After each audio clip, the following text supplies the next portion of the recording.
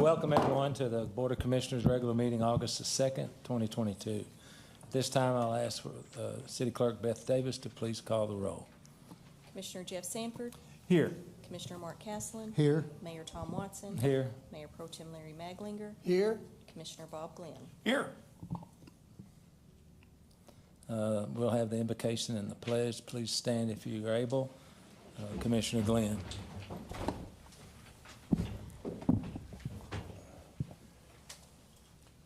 Bow your heads with me. Dear Heavenly Father, our wonderful Commonwealth has again been hit by great tragedy in eastern Kentucky with 37 souls lost in the midst of major flooding, unprecedented 1,000-year flooding, Lord. Let us turn our hearts and our prayers to our brothers and sisters in those 6 counties who were captured in a difficult time. And Lord, please stop the rain if that's possible and any further destruction. Lord, we ask you tonight as we meet as a city commission to help come together in a united fashion to make good decisions about the future of our great community. Help us to be wise, help us to be deliberate, but most importantly, let us express our love for this community through our words and actions. Lord, we want to lift up our city employees at every level, all the great work that they do, from our police department to 911 operators to fire to sanitation to public works to our drivers. And our employees here at City Hall. We thank them. They are the wind that lifts us up to do the great work of this wonderful community. And finally, Lord, we want to thank you for the blessings of this community. Please protect our community and its people. Keep us safe and keep us ever prosperous. In Jesus' name, amen. Amen. And now the pledge. I pledge allegiance to the flag of the United States of America and to the republic for which it stands, one nation, under God, indivisible, with liberty and justice for all.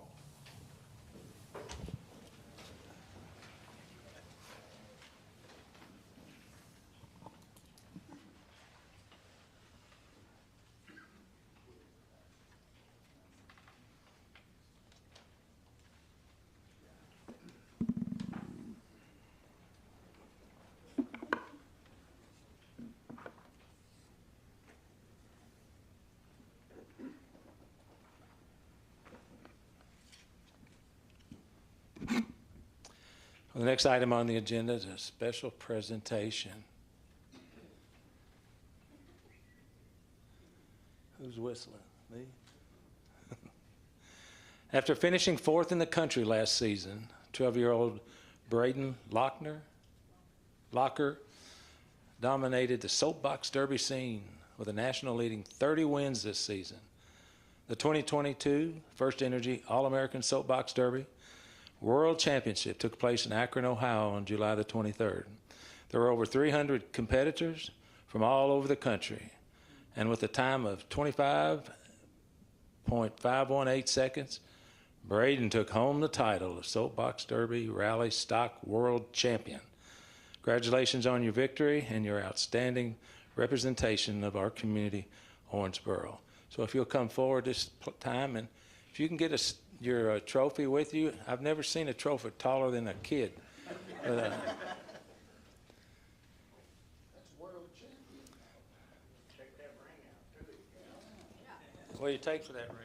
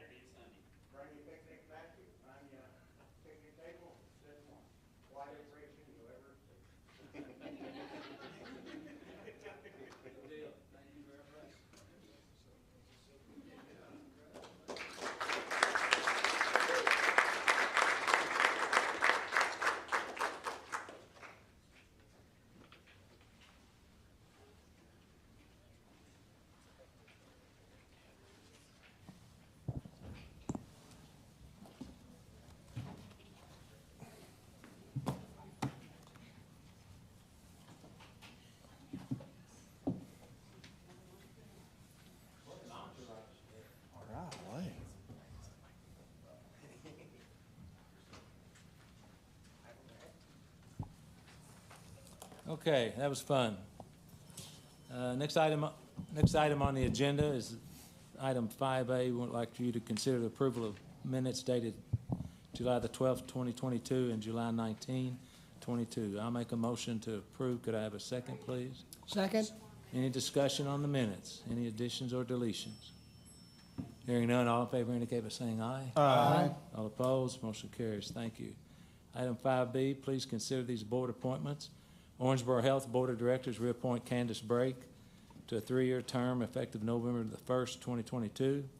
Senior Community Center of Orangeboro and Davis County reappoint DJ Johnson to a 3-year term effective August 18th, 2022. And the Orangeboro Sister Cities and Regions Board appoint James Howard. Oh, you're going to take your firefighters over there, huh? Cool. 3-year term effective August the 2nd, 2022. I'll make a motion to approve these appointments. Could I have a second, please? Second. Any discussion? Hearing none, all in favor indicate by saying aye. Aye. All opposed? Motion carries. Thank you. Item 6, ordinance. This is a second reading, and it'll be a roll call vote. Ms. Davis. Ordinance 16-2022, an ordinance revising Employee Handbook Policies 109 and 110, thereby changing age and educational requirements for firefighters and changing eligibility requirements for lateral transfer police officers and firefighters. Read for approval on second reading the 2nd day of August 2022. Thank you. I'll make a motion to approve. Could I have a second, please? Second? Thank you. Any other discussion from the dais? Hearing none. Roll call, please. Commissioner Sanford, Yes. Commissioner Castleton, Yes. Mayor Watson, Yes. Mayor Pro Tem Maglinger, Yes. Commissioner Glenn. Yes. Motion approved. Item 7, ordinance, first reading. There will be no vote. Ms. Davis. Ordinance 17-2022, an ordinance establishing the City of Owensboro Transient Room Tax and procedures for its collection and enforcement, introduced and publicly read on first reading the 2nd day of August 2022. Thank you. City Manager, would you like to explain this to us, please? I will, Mayor. Thank you. You're welcome. Based on discussion at our last work session, it is evident that the Board of Commissioners supports an indoor sports facility, and staff is working diligently toward that end. As part of our research and due diligence, we have identified the transient room tax as a potential funding source for the project. Transient room taxes, or sometimes referred to as a bed tax or a hotel-motel tax, are levied on hotel stays. And based on a change in state law earlier this year, these room taxes will also apply to Airbnb and similar short-term rental companies as well as of January 1st of 2023. However, apartments and stays in duration of 30 days or more are exempt from transient room taxes. Because of these provisions, almost all transient room tax revenue will be generated by visitors as opposed to our local residents. The county has previously enacted transient room taxes, which will remain in place. The additional transient room tax pursuant to this ordinance will stack with the existing county taxes. That will cause our combined rate to be toward the higher end, admittedly, of cities in the Commonwealth, along with McCracken County and Paducah, who have also stacked these taxes. However, any impact from the taxes is more than offset by the significant economic impact generated by the facility. For example, the economic impact study for the indoor sports facility projected the project alone would generate 12,360 new room nights in our city per year. This conservative number, based on only 50% of the weekends being occupied by tournaments, would increase our hotel occupancy by 3 percentage points alone. As we continue pursuing an indoor sports facility, we will soon have expenses for design professionals and then for property acquisition. Thus, this is the proper time to consider a funding source for the project.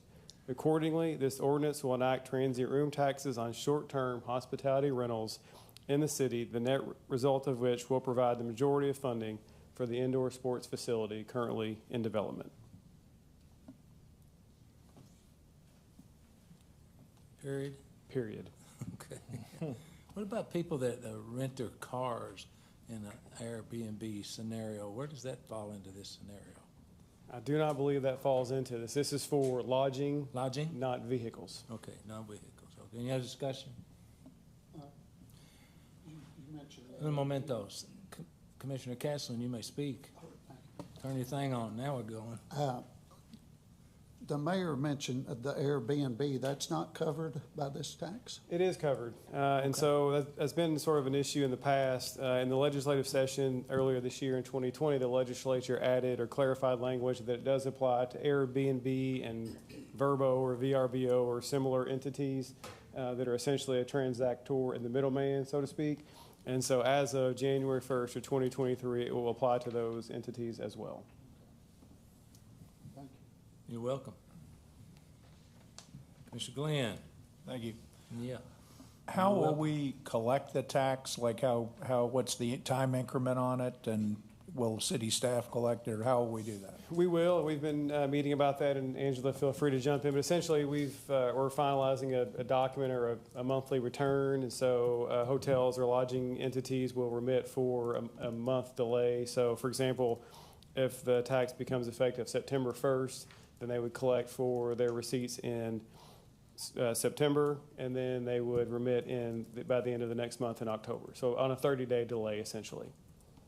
Thank you. And we didn't blindside anybody on this either, did we? Talk to hotels and That's, CVBs? that's a great question, Mayor. CVB Director Mark Leacher is here, and he and I have talked about this multiple times. I've been in contact with really all of the primary hoteliers in the city of Owensboro. Representatives from some of them I've talked to 3 or 4 times over the last 3 or 4 weeks. Once it became apparent we intended to do this on this schedule. Good deal. Okay, any further discussion? Okay, good job. Item 7B, Ms. Davis. Ordinance 18-2022, an ordinance establishing the Owensboro Tourist and Convention Commission, procedures providing for the appointment and terms of members, powers of commission, and audit of commission's books and account. Introduced and publicly read on first reading the 2nd day of August 2022. Thank you, Mr. Pagan. Thank you, Mayor. You're welcome. This is a companion ordinance to the last item we just discussed. State law requires the creation of a tourist commission when transient room taxes are enacted. So as required, this ordinance creates a tourist commission with the structure as depicted and required in state law. However, as we just discussed, we have an existing Convention and Visitors Bureau, Visit Owensboro, who does an excellent job marketing our community, and we do not want to duplicate their efforts. We envision this new tourist commission created by this ordinance to contract with the city of Owensboro for facilities and the existing Visit Owensboro CVB to market our community, as they've done very well for many decades, and thereby avoid duplicating efforts. So this is a required portion of the ordinance. It is essentially a vehicle to facilitate the funding. We do not anticipate it being an operating board. Again, Mark is here, and he and I have discussed this structure repeatedly, but it is a required step that we must take in order to implement the tax that we just considered. Okay, thank you. Any discussion? Thank you. Item 7C, Ms. Davis. Ordinance 19-2022, an ordinance amending the annual budget for the fiscal year beginning July 1, 2022 and ending June 30, 2023, and amending Ordinance 8-2022 to revise beginning fund balances, carry over appropriations for all outstanding encumbrances, capital projects, and rebudget funds, remove 3 full-time telecommunicator positions, and add 3 full-time call taker positions. Introduced and publicly read on first reading the 2nd day of August 2022. Thank you. City Manager, please. Yes, sir. Every year, early in the fiscal year, we do a carryover budget amendment, and so this is first reading of a typical budget amendment. The amendments account for projects in progress that were not finished by the end of the previous fiscal year on June 30th. It also provides for updated fund balances for the various funds based on the actual numbers or performance last year instead of the estimates that we prepared as part of the budget back in the spring. While the amendment is many pages long and involves dozens of items, there are a few in particular for your attention. While we've had a non-full-time position of call taker in dispatch for many years, the amendment adds a new position of a full-time call taker. We propose to transition 3 full-time telecommunicators, which are currently vacant, to the new position of full-time call taker. Telecommunicators are required to travel to an out-of-town training academy for 5 weeks. However, all training for call takers can be provided locally making the position more attractive to potential candidates. For example, we have 2 or 3 existing part-time call takers who are good candidates in this scenario to transition to full-time positions. Additionally, there is no cost increase with this change, and so for these reasons, we believe this to be a positive change to provide much-needed staff capacity in dispatch.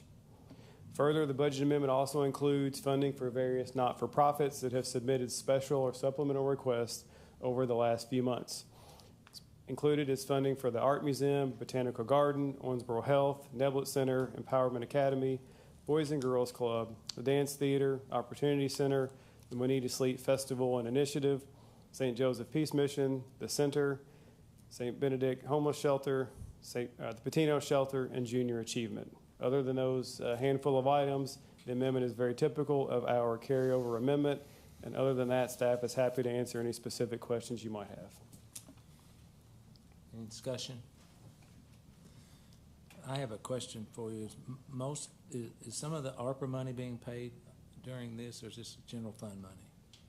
It does involve ARPA funds as well. It re-budgets the money for OMU and RWRA, which has not been paid to them. So we budgeted it for them last year. We've not remitted those funds, and so we have to re-budget those again this year so we can appropriate those and then pay them at the appropriate time. That's clear as mud. An accounting measure. It's an accounting thing.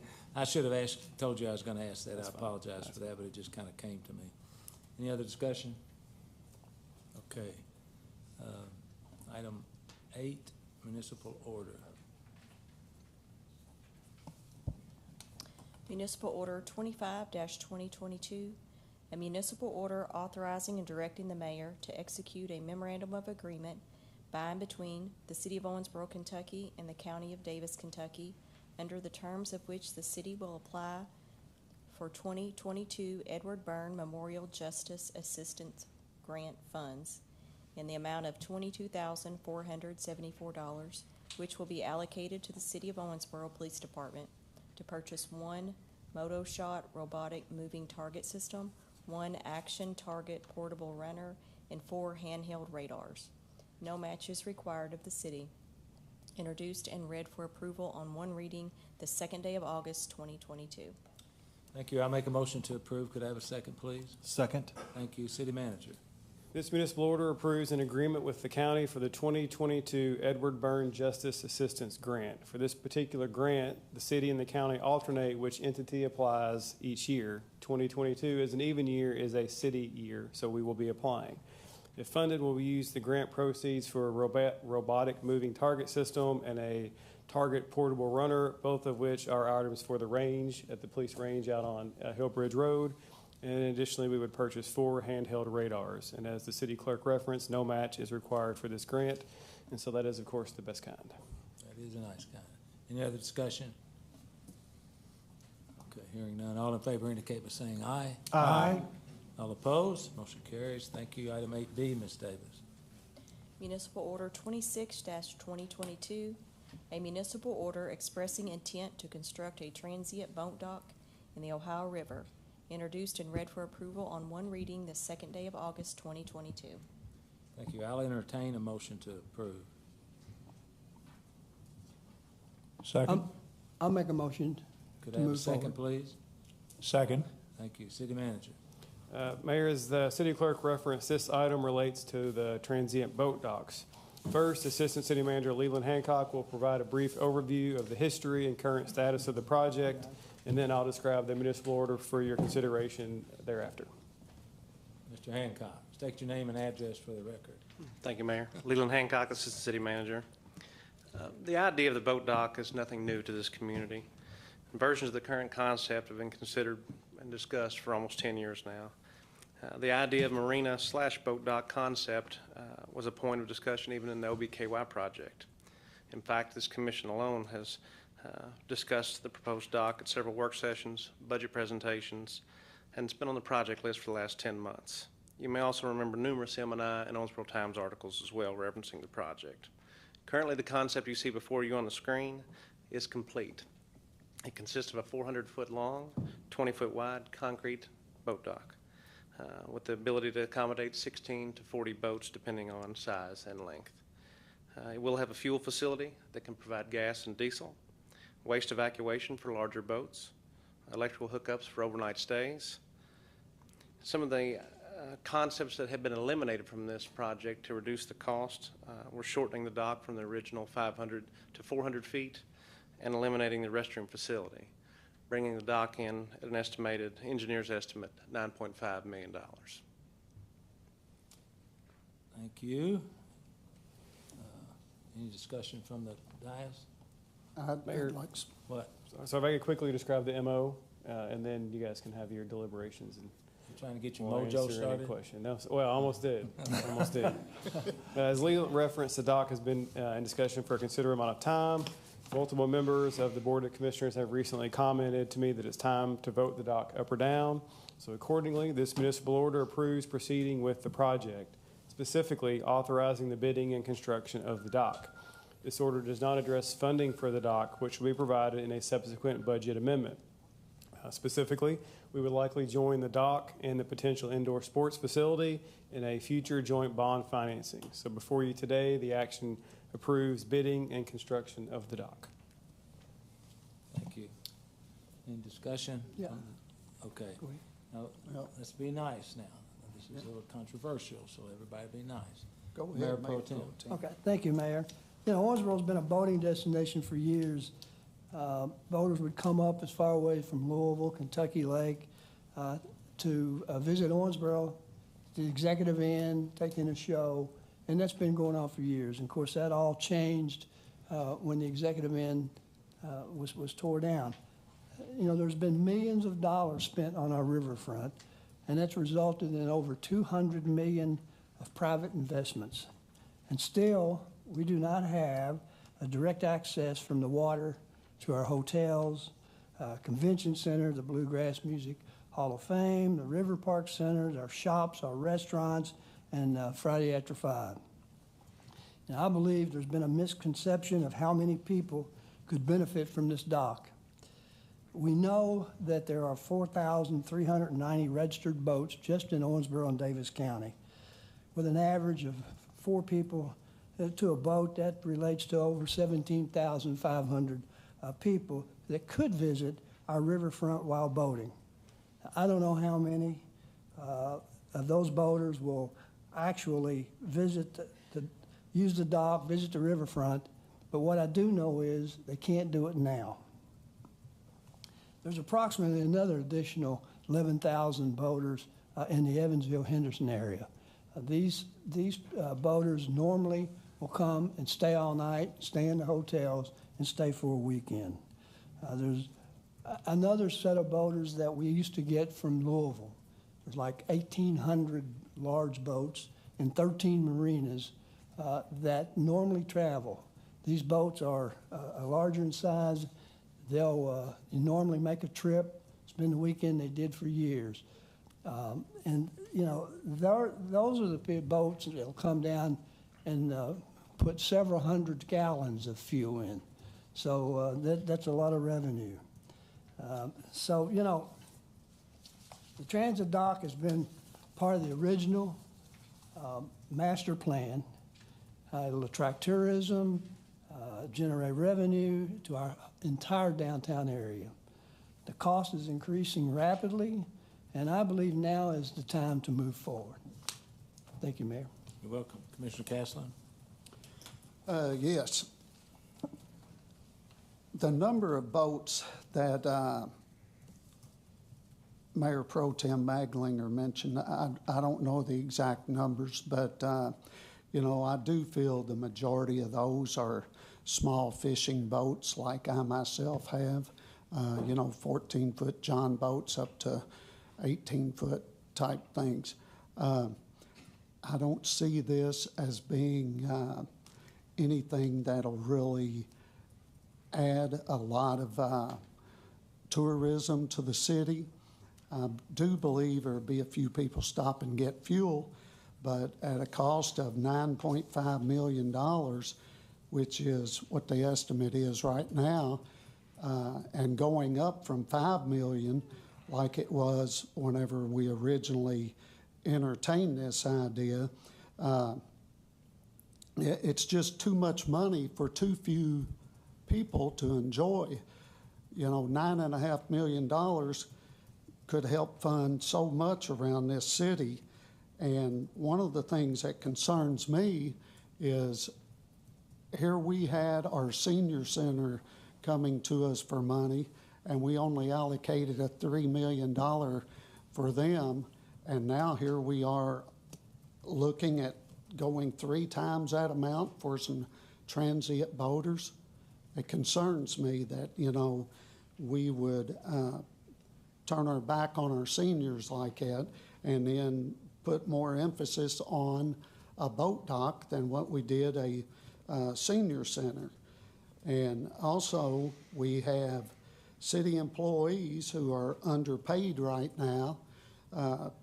You know, we're struggling to fill positions, and we're also, you know, holding back on pay for those employees that the private sector is going to take from us if we don't go ahead and bump their pay up.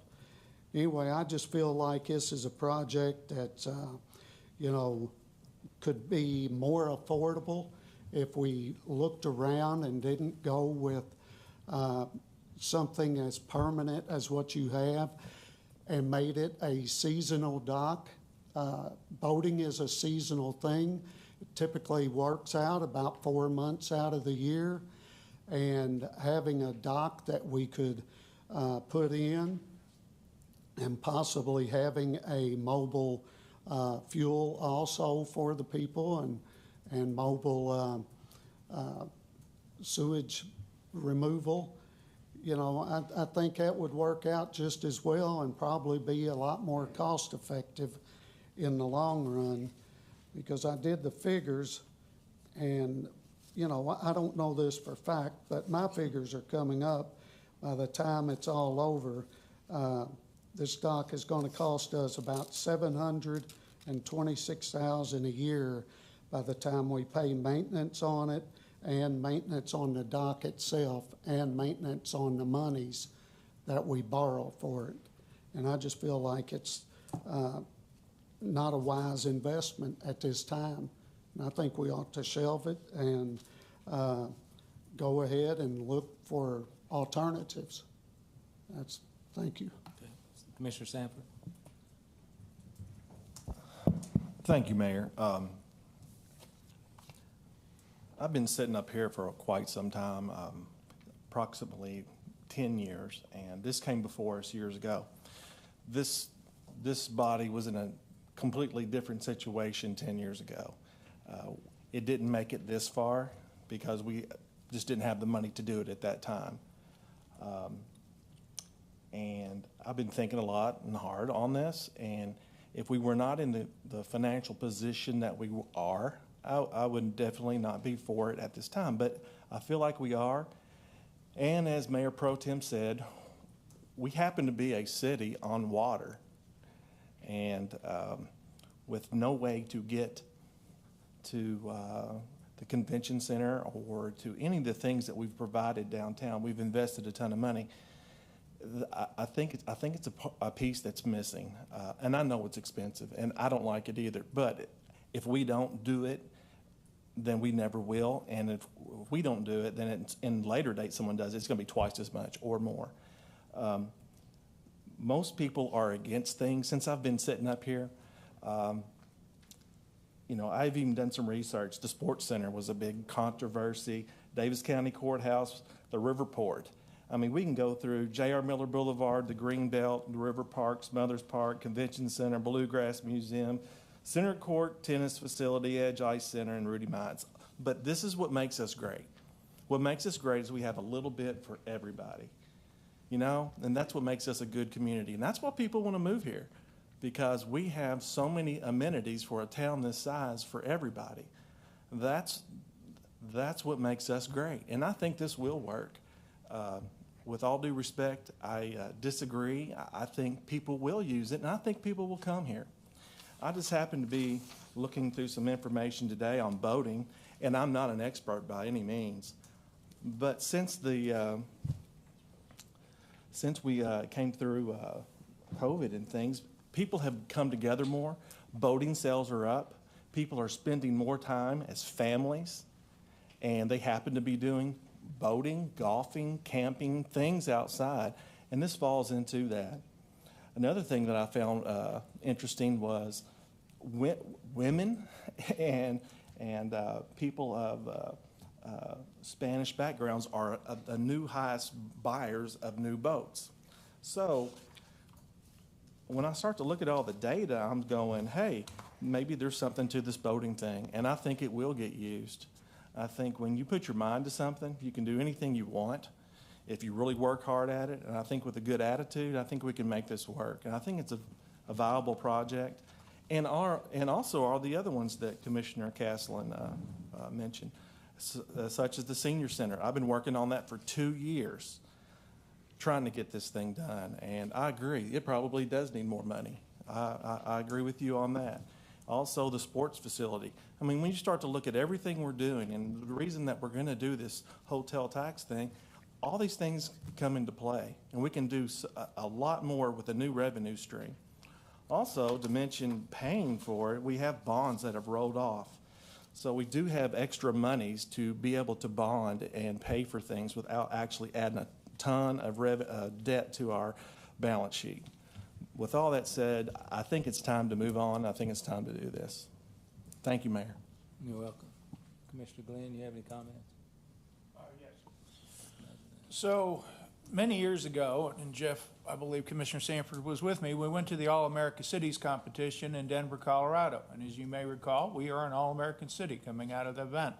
In that time, I met 2 mayors and several members of city commissions from Dubuque, Iowa, and Peoria, Illinois, both of which were also recognized as All-America cities. One of the things they had was a boat dock. They also had a marina. But when we looked at the proposal 10 years ago, marina was out of the question cost-wise. If you think a dock is expensive, try a marina. I've actually been to Dubuque, Iowa, and the one thing that struck me wasn't their marina. I think that's a bridge too far, no pun intended, but I do think a dock is a good first step. You can have events hosted off of it, like a bass fishing tournament.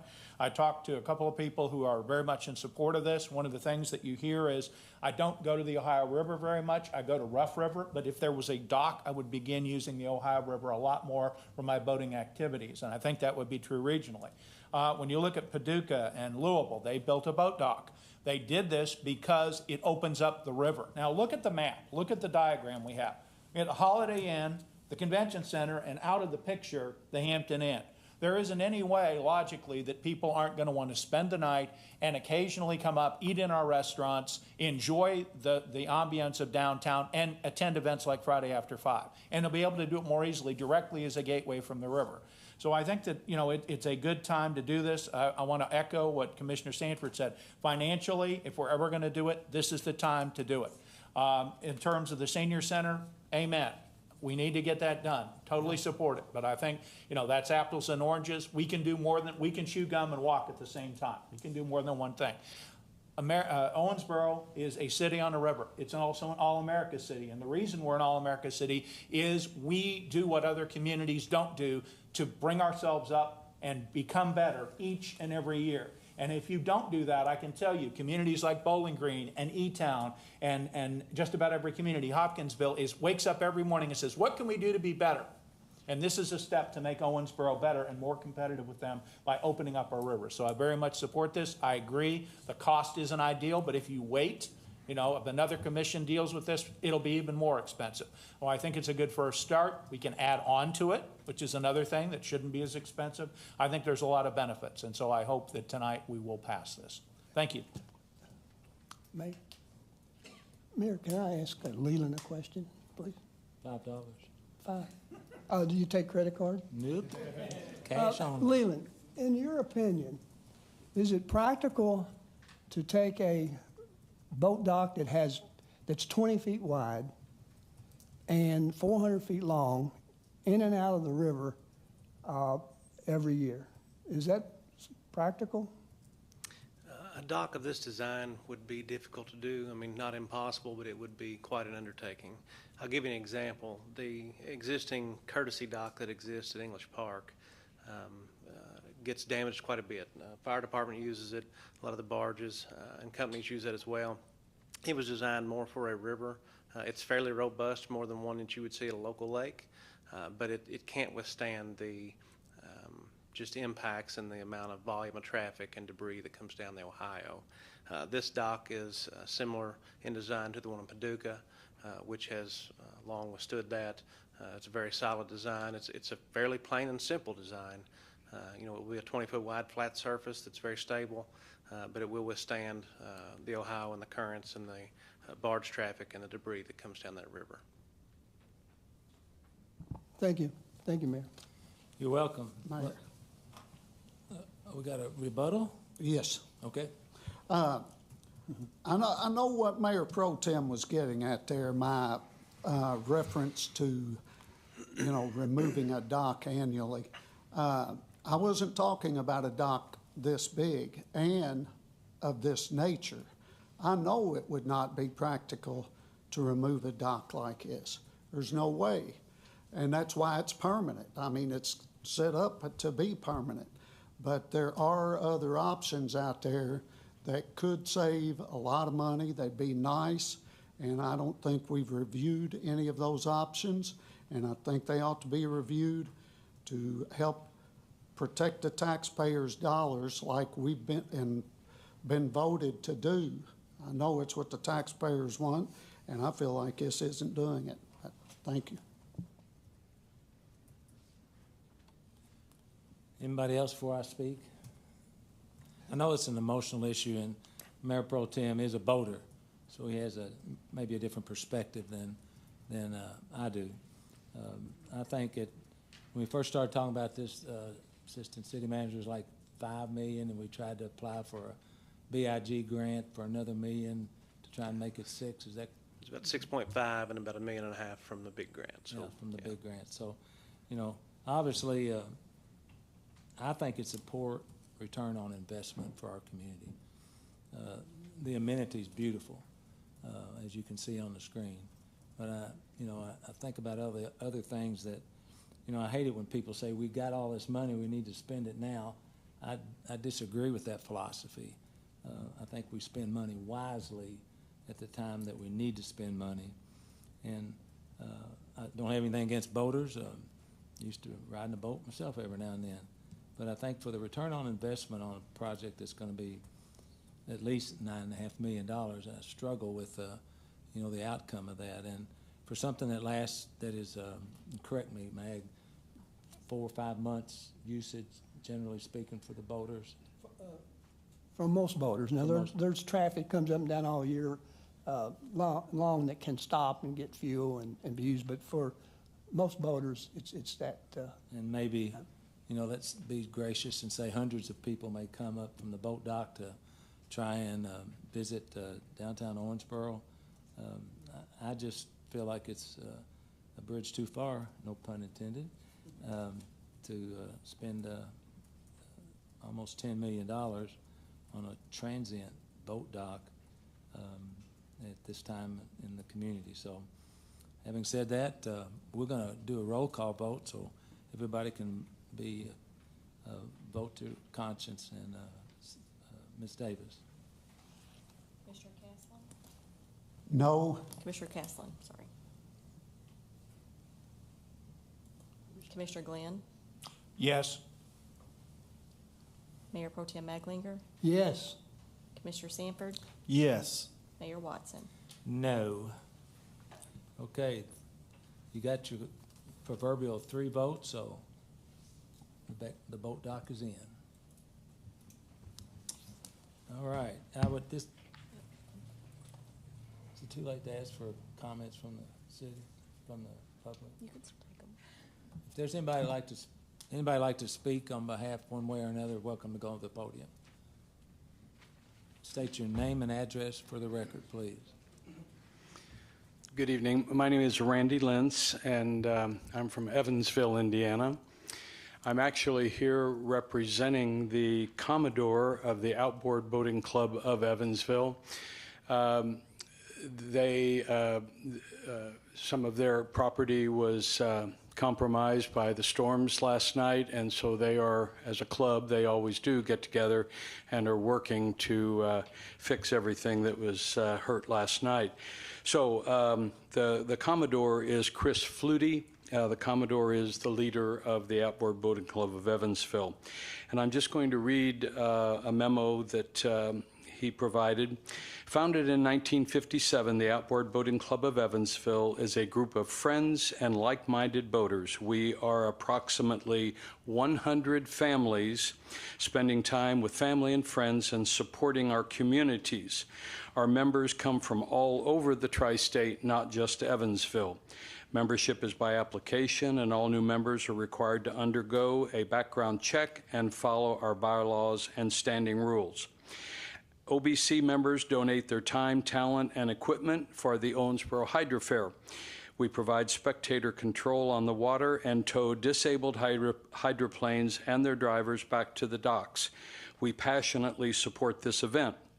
As OBC's Commodore, I'm writing to you today to express our complete support for the proposed transient boat dock facilities for the Ohio River in Owensboro. You can be certain our boaters would frequent this wonderful addition to your riverfront. Of note, in the past, OBC would travel by water to Owensboro, tie up our boats, stay overnight in your hotels, and patronize your restaurants and shops. With the completion of the proposed dock facilities, we would welcome the opportunity to renew these visits to your city and will certainly promote this to our more than 100 families. OBC respects you have an important decision to make with moving forward with the proposed transient boat dock facilities, and I want you to know of our organization's complete support for the plans. Again, this is from Chris Flutie, Commodore of the Outboard Boating Club of Evansville, Indiana. Thank you. Do you have a transient boat dock over there? There is not a transient boat dock. There are... That's all I need to know. Right. Thank you. Anybody else like to speak? Yes, sir. I'll make this quick. My name is Chip Wood. I'm from Rockport, Indiana. Rockport. I'm president of the French Island Marina and Boat Club up there. I've been boating all my life. I grew up in Newburgh. I've never lived anywhere else. We have 150 families in our group. I know this. You've already voted on this, but we have larger boats that visit our boat club every week that come through and ask where they can go for entertainment or for food. And I tell them there's nowhere to stop between here and Evansville. There's nowhere else you can go. I was younger. I used to come up here and take the show as executive all the time. We'd bring 6 or 8 boats once or twice a month up here to visit. When people come through the river, they'll do it year round. I mean, and boating is not just John boats, and we have larger boats that travel through here that really love this river and really love the communities. I just think it's an advantage for us to tell them, yes, Owensboro is a beautiful city up there with a beautiful riverfront, and they love the river community. They want you to stop by and visit and spend their night and buy their fuels. And that's all I got to say. Thank you. Thank you. Anybody else? My name's Clayton Kingsley. My stand Where do you is live? to... What? Your address, please. Oh, 1208 Cary Court. Ah, okay. I think that there should be a boat dock on the river because as me and countless other people I know want fuel and a place to eat food and all the amenities downtown, the park, and to be able to use all that on the water year round. Also, sorry. Get that phone out so you can keep track of it. The revenue from the fuel and all the other restaurants and amenities downtown would help us to continue to build our community. Thank you. Thank you. Mr. Hancock, is this going to have restrooms? Will not have restrooms. Okay, you can just get fuel only. Is that correct? Okay. Correct. We did eliminate the restrooms in a cost-saving measure, but you'll be able to get gasoline, diesel fuel, Throw your offload trash waste, in there electricity. somewhere. Throw things your like trash that. away. Hopefully not throw it in the river. Okay. Yes, ma'am. My name is Kim Kingsley, 1208 Cary Court. Double teaming us. Well, actually, the name Kingsley may not mean so much to this room full, but I'm going to throw out my maiden name, which is Sterrett. And without getting upset, my dad passed away on our riverfront. And I would want nothing more than to have something amazing like this to bring my family to. We are boaters, have been since I was 6 months old. I remember coming to our riverfront. Some of my best memories are on our family houseboat with aunts, uncles, cousins, friends. My dad was always one, invite, more the merrier, and we always had a boat full of people. And my family has chosen to boat at Lake Barkley. And the reason that we have chosen to boat there is because of the amenities that they offer there that we can get to much easier. I do have a place on Lake Barkley. I have a place at Moon Bay.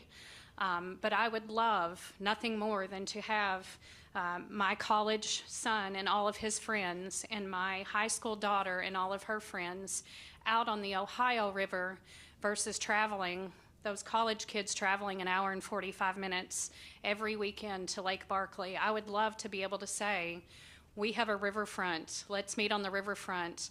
As a school teacher, I would love nothing more than to be able to leave that building at 3 o'clock and meet my children down on the riverfront, go out for a boat ride, come back, have a nice dinner somewhere. So I am all in favor of a boat dock. Boating has been, again, in my family my entire life. Hydroplane is my family, and I support this 100%. I not only support it for my family, but I also support it for the other families that love to boat in this area. It is a wonderful family boating is a wonderful family event. I can't imagine boating not being a part of our fellowship, because that's what we've chosen to do from, again, 6 months.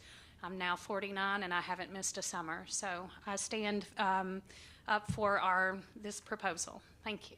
Thank you. That's one of the reasons why I went ahead and voted, because I didn't think we'd have anybody in here negative about it. So it's good to hear your comments.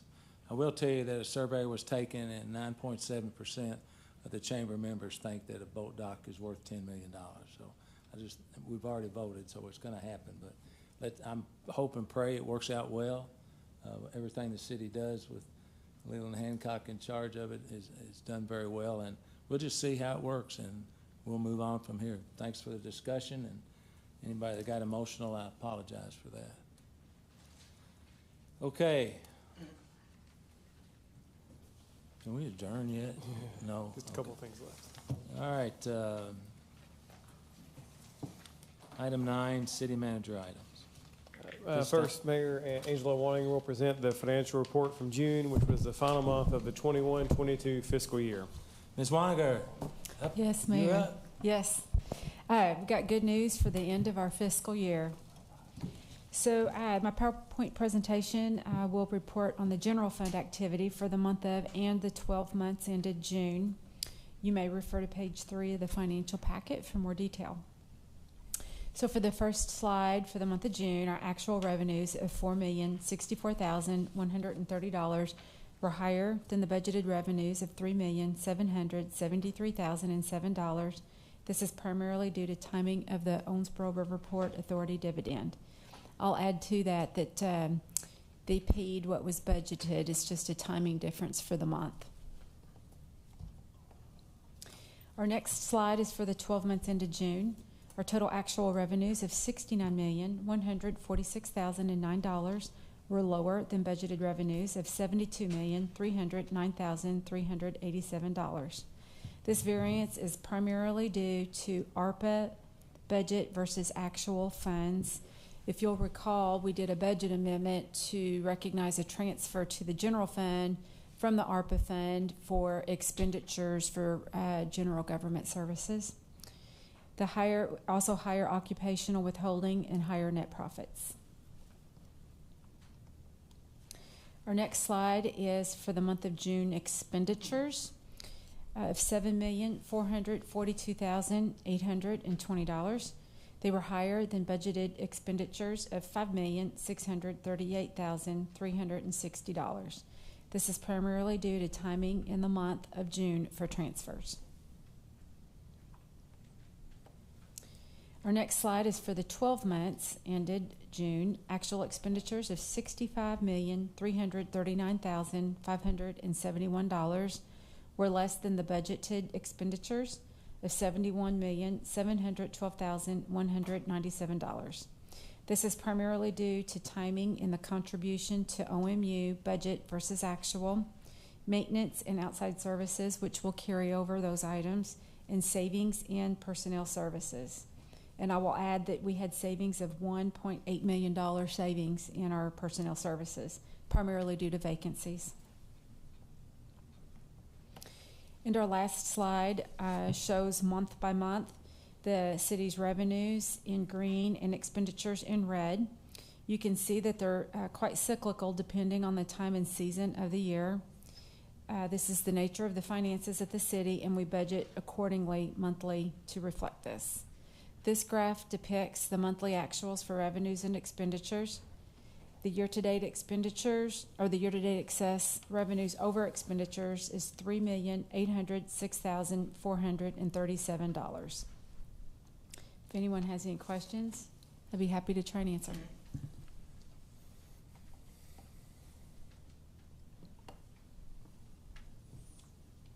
Okay, no questions. At this time, I'll make a motion to file the report for audit. Could I have a second, please? Second. Any more discussion? Hearing none, all in favor indicate by saying aye. Aye. All opposed? Motion carries. Thank you. Item 9B, consider these personnel appointments, please. Thank you, Mayor. Commissioners, tonight for your consideration, we have the following personnel appointments. Victor Schutzice and Jackson Woodard, probationary full-time non-civil service appointments to firefighter with the fire department effective August 15th.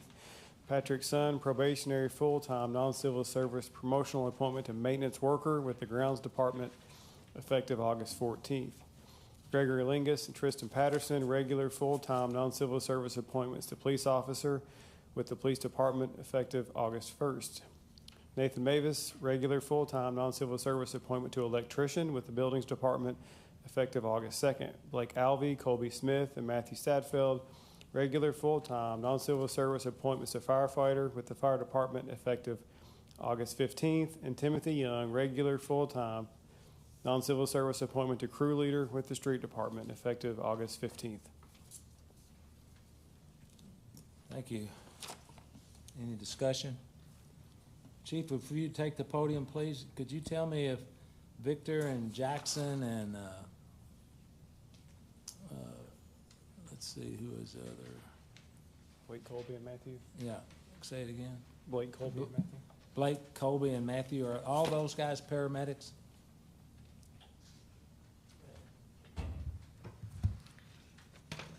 Of the two that are on for new hire probationary status and the three that are on regular status, none of those 5 are paramedics. Okay, thank you. One is a paramedic student.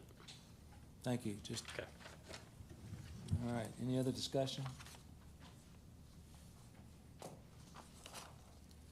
Hearing none, all in favor indicate by saying aye. Aye. Aye. I didn't motion. I'm motioning. Second. I'll make a motion to approve these Second. these new hires. And we have a second. Second. Discussion. Hearing none, all in favor indicate by saying aye. Aye. All opposed? Motion carries. Thank you. City manager comments. No other comments tonight, Mayor. Thank you. Communication from elected officials. Mayor Pro Tem. Thank you, Mayor. You're welcome. It was a great article in the paper today about the new home being built by the Habitat for Humanity, and it's really good that the city has the ability and has donated property for these homes, and so I hope we can continue. Thank you, Mayor. That's you, Ms. Shelton. Thank you. Commissioner Castleton. Well, I just want to congratulate the commissioners that wanted the boat dock for getting it through. I hope it works out to be a positive investment for the city. And that's it. Thank you. Mr. Sanford. Thank you, Mayor. Just to quick comment. A dear friend of mine started something years ago, and she used to set up here, Pam Smith Wright, and she does a thing called Pay It Forward, which started yesterday and goes through the 15th, and it's basically just doing random acts of kindness. Give a hand, Pay It Forward, Owensboro.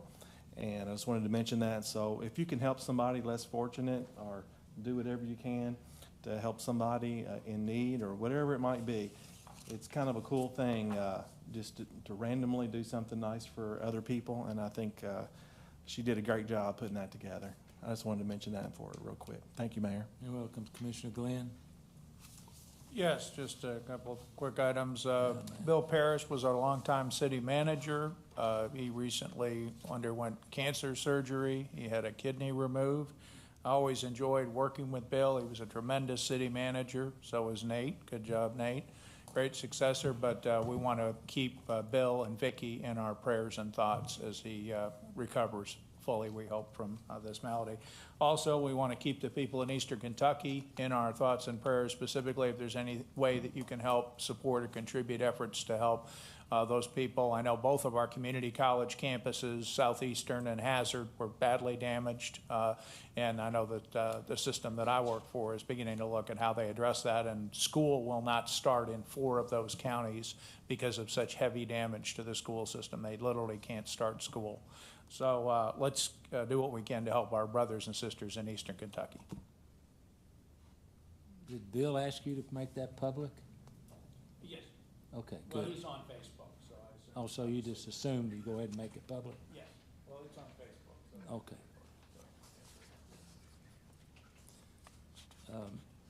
Just a couple of comments. There was a nice article in the market research bulletin, marketwatch.com, about retirement communities that had a budget of $38,000 a year and can't afford to stay in California. Where should they move? And Owensboro came up in that article, and Keith Lawrence did a good job of talking about that in the Messenger and Inquirer. I want to thank him for that. I don't know that I've ever considered Owensboro a retirement community. Maybe they got a lot of boats. You never know. But we're certainly happy to welcome all those with retirement income. It's steady income, and we're glad to have them in Owensboro. Secondarily, you know, every time there's a juvenile problem in this community, Adrian and I are inundated with these comments from the people of this community saying, what are you going to do about it? And it's amazing to me that they don't ever think about the thousands and thousands and thousands of juveniles that are doing the right thing. Granted, there are people out there that are going to do bad things and stupid things, and I was probably one of them when I was a juvenile. But I think, you know, we shouldn't, you know, really make a blanket statement about we have juvenile problems in Owensboro.